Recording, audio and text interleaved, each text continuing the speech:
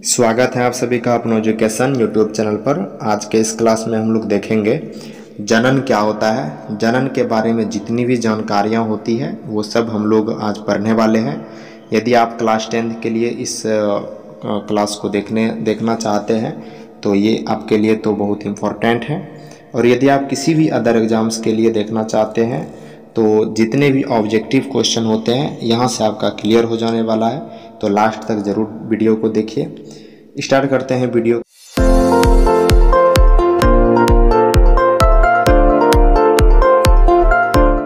वह प्रक्रम जिसके द्वारा जीव अपने जैसे ही संतानों की उत्पत्ति करता है उसे क्या बोलते हैं? जनन।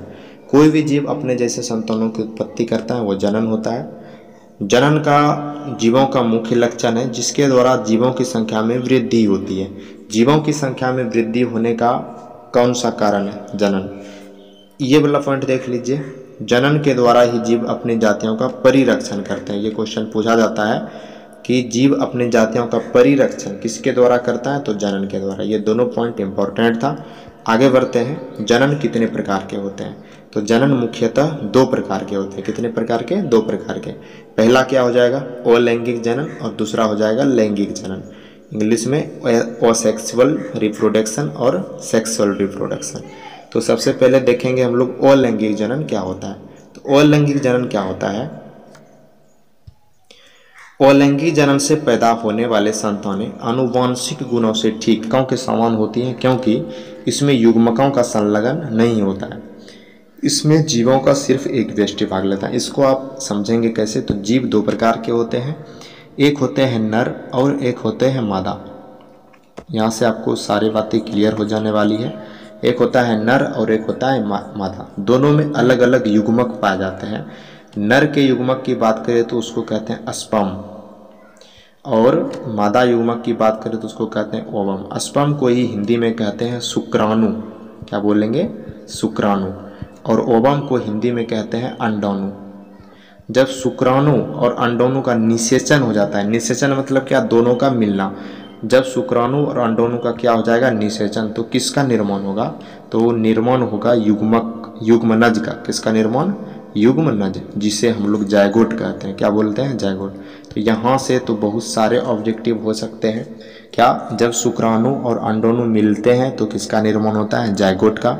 नर में कौन सा युग्मक? शुक्राणु, अंग्रेजी में बोलें तो स्पर्म। मादा में कौन सा युग्मक? अंडाणु, अंग्रेजी में बोलें तो ओवम। तो यहाँ से आपको क्लियर हो गया होगा कि युग्मक क्या होता है और युग्मनज क्या होता है, जायगोट क्या होता है। इस पॉइंट में यदि आए तो इसमें युग्मक अर्थात शुक्राणु और अंडाणु कोई भाग नहीं लेते। जब इसमें एक ही व्यष्टि होती है, एक व्यष्टि कहने का मतलब या तो इसमें नर होगा या तो इसमें मादा होगा। यदि लैंगिक जनन की बात करते हैं उसमें नर भी और मादा भी, लेकिन अलैंगिक जनन में या तो नर होगा या तो मादा। इसमें एक ही व्यष्टि होता है। तो कहाँ से होगा इसमें शुक्राणु और अंडाणु? इसमें कोई शुक्राणु और अंडाणु कोई भी भाग नहीं लेते। अगला पॉइंट देखते हैं। जीवों में अलैंगिक जनन निम्नलिखित कई विधियों से संपन्न होता है। कौन कौन सा विधि हो सकता है? तो पहला है विखंडन, दूसरा क्या है? मुकुलन, तीसरा है पुनर्जनन और चौथा है बीजाणु जनन। एक एक करके ये चारों को हम लोग देखने वाले हैं। कि पहला देखेंगे कि विखंडन क्या होता है। तो देखते हैं आगे क्वेश्चन में विखंडन क्या होता है। तो विखंडन के द्वारा एक कोशिकीय जीव, जो एक कोशिकीय जीव आप जानते होंगे, जिसके शरीर में सिर्फ एक कोशिका होता है उसे एक कोशिकीय जीव, और जिसके शरीर में अनेकों कोशिकाएं होती है जैसे मनुष्य, वो क्या होता है? बहुकोशिकीय जीव। तो विखंडन एक कोशिकीय जीव में जो जनन होता है वो किसके द्वारा होता है? विखंडन के द्वारा। जैसे अमीबा, जीवाणु, पैरामीशियम, एक कोशिकीय शैवाल, युगलिना। यहाँ से क्वेश्चन ऑब्जेक्टिव से पूछेगा। जैसे कि पूछेगा अमीबा में कौन सा जनन होता है? तो विखंडन। अलैंगिक जनन और अलैंगिक जनन में कौन सा? विखंडन। वैसे ही अगला पूछ देगा आपको कि जीवाणु में, पैरामीशियम में। तो यहाँ से आपको याद कर लेना है। आगे ये पॉइंट को छोड़ देते हैं, अगला आ जाते हैं। विखंडन की क्रिया दो प्रकार से संपन्न होती है। पहला होता है द्विखंडन और अगला होता है बहुखंडन। तो द्विखंडन क्या होता है और बहुखंडन क्या होता है? द्विखंडन मतलब विखंडन होकर दो भागों में विभाजित होगा। बहुखंडन मतलब क्या होगा? विखंडन होकर अनेकों भागों में विभाजित हो। देख लेते हैं नीचे क्या लिखा हुआ है इसमें। तो पहला है द्विखंडन, वैसा विभाजन जिसके द्वारा एक व्यष्टि से खंडित होकर दो का निर्माण होता है, तो उसे क्या बोलेंगे? द्विखंडन। एक कोशिकीय जीव में द्विखंडन होता है, जैसे जीवाणु, पैरामीशियम, अमीबा, क्लेमाइडोमोनास, यूक्लिना यीस्ट, ये सब में क्या होता है? द्विखंडन। इस विधि में कोशिका या संपूर्ण शरीर का दो बराबर भागों में विभाजन होता है। और अगला होता है बहुखंडन। जैसा कि आपको बताएं, इसमें क्या होगा? अनेक दृष्टि की उत्पत्ति होती है, तो उसे बहुखंडन कहते हैं। हो गया, विखंडन के बारे में आप जान लिए। तो इसमें एक दो चीज़ याद रखना है कि विखंडन में कैसे जीव, एक कोशिकीय जीव, अमीबा, यूग्लिना, ये सब, पैरामीशियम, जीवाणु, ये सब यदि ऑप्शन में आए तो ध्यान रखना है। दूसरा नंबर देख लेते हैं, मुकुलन। तो मुकुलन क्या होता है? मुकुलन एक प्रकार का अलैंगिक जनन है। अलैंगिक जनन का प्रकार है ही है, जो जनक के शरीर के धरातल से कलिका फूटने या प्रवर्धक निकलने के लिए फलस्वरूप होता है। ईस्ट, हाइड्रा, स्पंज, सबसे ज़्यादा जो इससे क्वेश्चन पूछेगा ये आएगा कि ईस्ट का जनन कैसे होता है? तो मुकुलन से। हाइड्रा, स्पंज एग्जाम्पल से क्वेश्चन पूछता है, इसीलिए आपको ध्यान रखना है। ईस्ट, हाइड्रा, स्पंज आदि में जनन मुकुलन द्वारा होता है। ये वेरी वेरी इंपॉर्टेंट इसमें पॉइंट है। अगला, इस विधि में जीवों के शरीर से एक उभार निकलता है जिसे मुकुल कहते हैं। क्या बोलते हैं? मुकुल। इसका यदि फिगर देखना चाहते हैं तो यहाँ पर आप फिगर भी देख सकते हैं मुकुलन कैसे होता है। चलिए अगला देखते हैं, तीसरा नंबर, पुनर्जनन। पुनर्जनन तीसरा नंबर क्या होता है? तो पुनर्जनन इस प्रकार के जनन में जीवों का शरीर किसी कारण से दो या अधिक टुकड़ों में खंडित हो जाता है तथा प्रत्येक खंड अपने खोए हुए भागों का विकास पूर्ण विकसित नए जीव में परिवर्तन। मतलब कि यदि एक पूरा ये जीव है तो इसका यदि यहाँ से कट गया तो ये जो आधा जीव बचा ये अलग, ये आधा जीव बचा ये अलग, दोनों अपने अलग अलग भागों को विकसित कर लेता है। इसे ही क्या बोलते हैं? पुनर्जनन। स्पायरोगैरा, ये इसका ऑप्शन में सबसे ज़्यादा पूछता है। Spirogyra, hydra, planaria.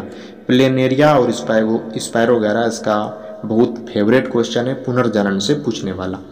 अगला क्वेश्चन है बीजाणु जनन। तो बीजाणु जनन क्या होता है? निम्न श्रेणी के जीवों में बीजाणु जनन द्वारा बीजाणु धमनियों में बनते हैं जो अंकुरित होकर नया पौधा बनाते हैं, जैसे जीवाणु, शैवाल, कवक आदि। इस प्रकार का जनन क्या होता है? जीवाणु जनन होता है। तो शैवाल और कवक, इसमें आपको ध्यान रखना है, शैवाल और कवक। शैवाल कवक किसके द्वारा? बीजाणु जनन के द्वारा। आ जाता है लैंगिक जनन। तो लैंगिक जनन को हम लोग देखेंगे।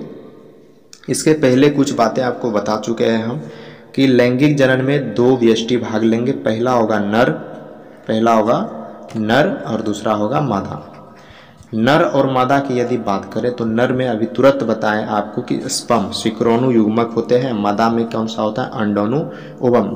जब दोनों मिल जाएगा तो उसे ही निषेचन कहेंगे। और निषेचन के दौरान किसका निर्माण हो जाता है? जायगोट का। जब शुक्राणु और अंडाणु को मिलाएंगे तो किसका निर्माण होगा? जायगोट का। उसे ही हम लोग कहते हैं युग्मनज।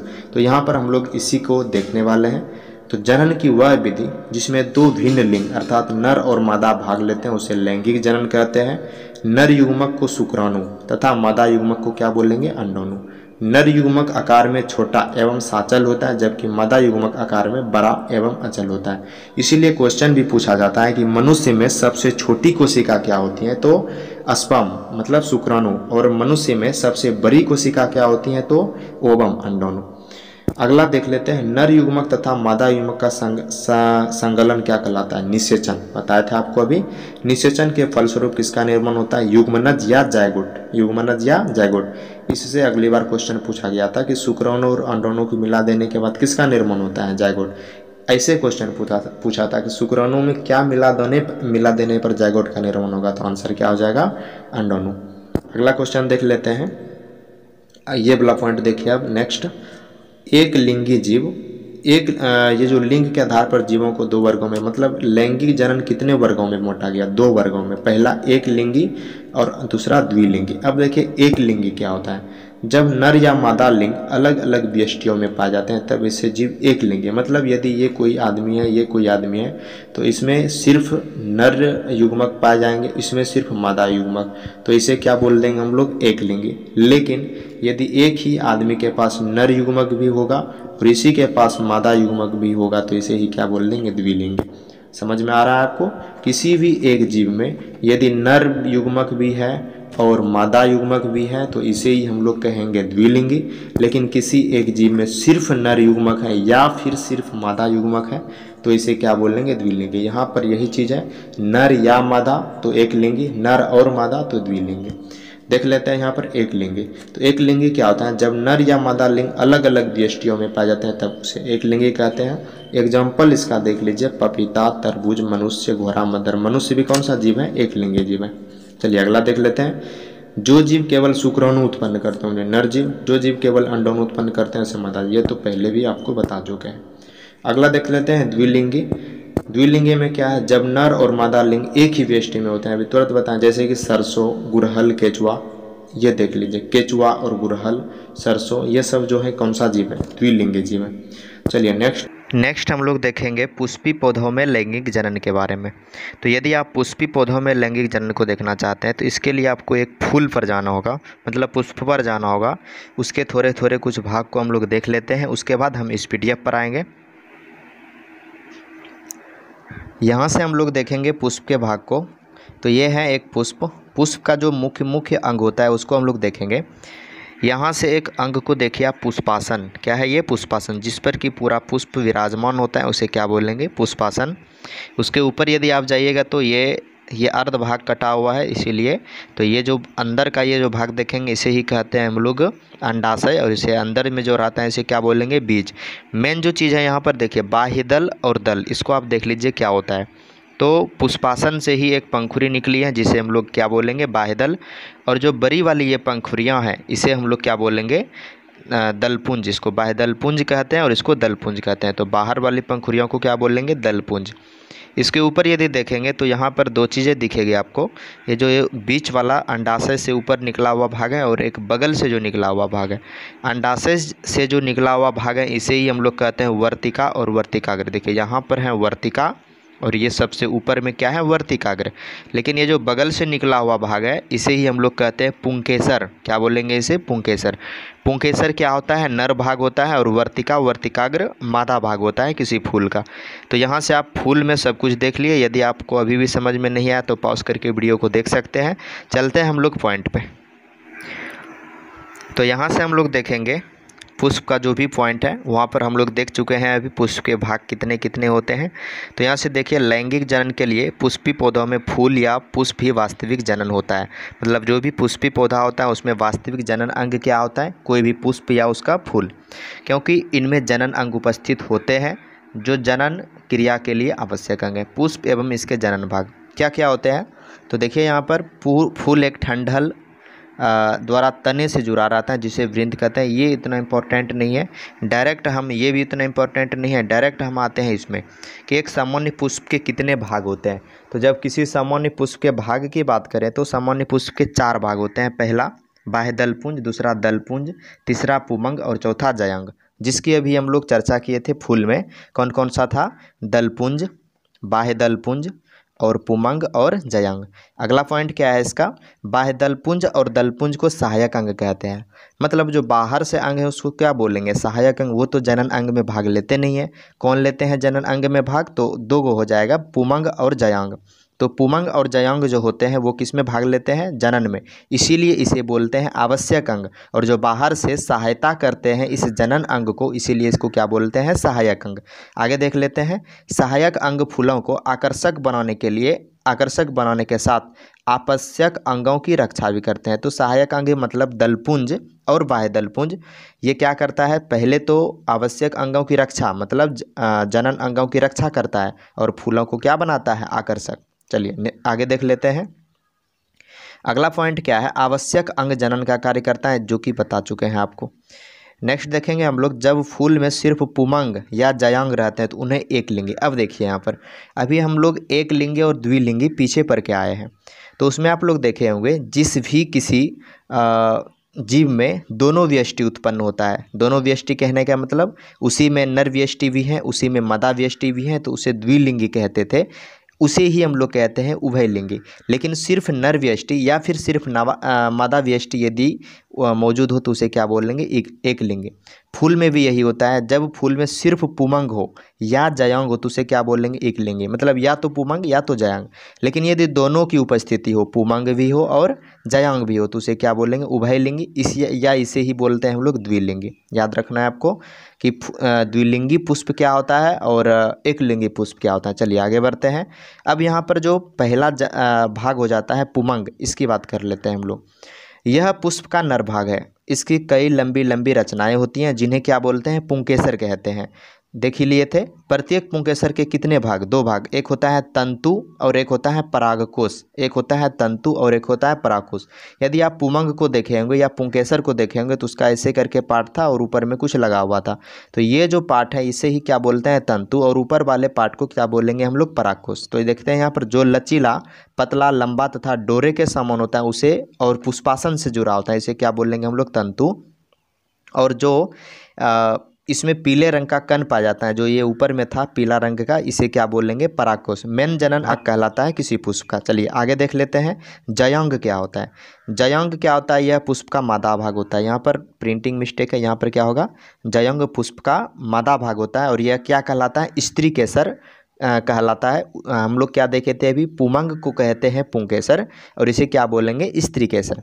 स्त्री केसर के कितने भाग, स्त्री केसर 3 भागों में विभाजित होता है। पहला अंडाशय, दूसरा वर्तिका और तीसरा वर्तिकाग्र। पहला अंडाशय, दूसरा वर्तिका और तीसरा वर्तिकाग्र। यहाँ पर अंडाशय को अभी हम लोग देखे थे कि जो अंडाशय था ऐसे करके, इसी के अंदर क्या होते थे, बीजांड, और यही आगे जाकर वर्तिका और वर्तिकाग्र में बदला हुआ था। तो यहाँ से हम लोग देखेंगे कि अंडाशय क्या होता है, यह स्त्री केसर का आधार्य भाग है। यह स्त्री केसर का क्या है, आधार्य भाग, जो किससे जुड़ा होता है, पुष्पासन से। अंडाशय के भीतर बीजांड रहते हैं, अभी बताए थे आपको। बीजांड के भीतर क्या रहता है, भ्रूणकोश। यहाँ से आप एक क्वेश्चन बन सकता है, अंडाशय के भीतर क्या रहते हैं, बीजांड। बीजांड के भीतर क्या रहता है, भ्रूणकोश, और भ्रूणकोश के अंदर क्या रहता है, अंडाणु। अंडाशय के अंदर बीजांड, बीजांड के अंदर भ्रूणकोश और भ्रूणकोश के अंदर अंडाणु। चलिए नेक्स्ट देखते हैं वर्तिका। वर्तिका क्या होता है, अंडाशय में एक पतली वृंत जैसी रचना होती है जिसे वर्तिका कहते हैं। अंडाशय जो ऊपर, अंडाशय के जस्ट ऊपरी वाले भाग को हम लोग क्या बोलेंगे, वर्तिका, और उसके ही ऊपर वाले भाग को क्या बोलेंगे, वर्तिकाग्र। तो ये जयांग मतलब किसी भी पुष्प के मादा भाग का ये तीनों अंग होता है। वर्तिका के शिखर पर फूली हुई छोटी चिपटी एवं चिपचिपी रचना होती है जिसे क्या बोलेंगे, वर्तिकाग्र। तो ये हम लोग देख लिए किसके किसके बारे में, एक तो नर अंग था और एक था मादा अंग। अब नेक्स्ट देखते हैं परागन क्या होता है।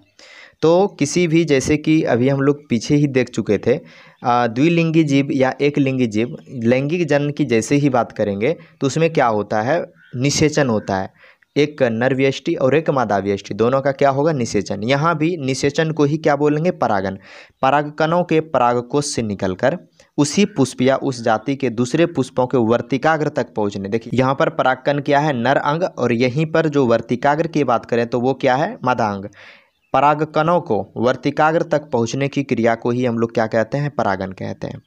2 प्रकार के हो जाएगा परागन, पहला स्वपरागन और दूसरा परपरागन। स्वपरागन की बात करें, स्व मतलब होता है अपना, पर मतलब पराया। यदि अपने ही पुष्प या अपने ही किसी पौधे के पुष्प पर या अपना ही परागकण वर्तिकाग्र पर चला जाता है। देखिए यहाँ पर जब एक ही पुष्प के परागकण उसी पुष्प के वर्तिकाग्र पर पहुँचते हो या उसी पौधों के अन्य पुष्प के वर्तिकाग्र पर पहुँचते हो, उसे क्या बोलेंगे, स्वपरागन। लेकिन किसी अदर, मतलब कि जब एक पुष्प के परागकण दूसरे पौधे पर स्थित पुष्प के वर्तिकाग्र तक पहुँचते हो तो उसे क्या बोलेंगे, पर परागन बोलेंगे। तो ये 2 क्वेश्चन बहुत इंपॉर्टेंट VVI होता है, स्वपरागन और परपरागन। देख लेना आपको, जब एक पुष्प के परागकण दूसरे पौधे पर जाए तो परपरागन, और यदि अपने पर ही जाए तो उसे क्या बोलेंगे, स्वपरागन। चलिए नेक्स्ट देख लेते हैं, निषेचन क्या होता है। दोनों के संयोजन को निषेचन कहा जाता है। अब यहाँ पर हम लोग देखेंगे निषेचन क्या होता है। नर युग्मक और मादा युग्मक अर्थात शुक्राणु और अंडाणु के संयोजन को क्या कहते हैं, निषेचन। जिससे किसका निर्माण होता है, पहले भी बताया था आपको, युग्मनज का निर्माण होगा। किसका निर्माण होगा, युग्मनज का निर्माण होगा। या फिर और क्या बोल सकते हैं, इसी को हम लोग जायगोट बोलते हैं। क्या बोलते हैं, जायगोट। चलिए अब नेक्स्ट जो आता है हम लोग का मनुष्य का प्रजनन तंत्र। तो मनुष्य का प्रजनन तंत्र एक बहुत ही बड़ा चैप्टर हो जाएगा। इसके बाद हम लोग पढ़ेंगे नर जनन अंग को, फिर मादा जनन अंग को। तो इसको हम लोग नेक्स्ट वीडियो लेक्चर में देख लेंगे। यहाँ पर हम यहीं पर वीडियो को स्टॉप करते हैं। यदि आपको वीडियो अच्छा लगा हो तो सब्सक्राइब कर लीजिए और अपने दोस्तों को भी शेयर कर दीजिए वीडियो को, ताकि नेक्स्ट वीडियो भी आप देख सकें।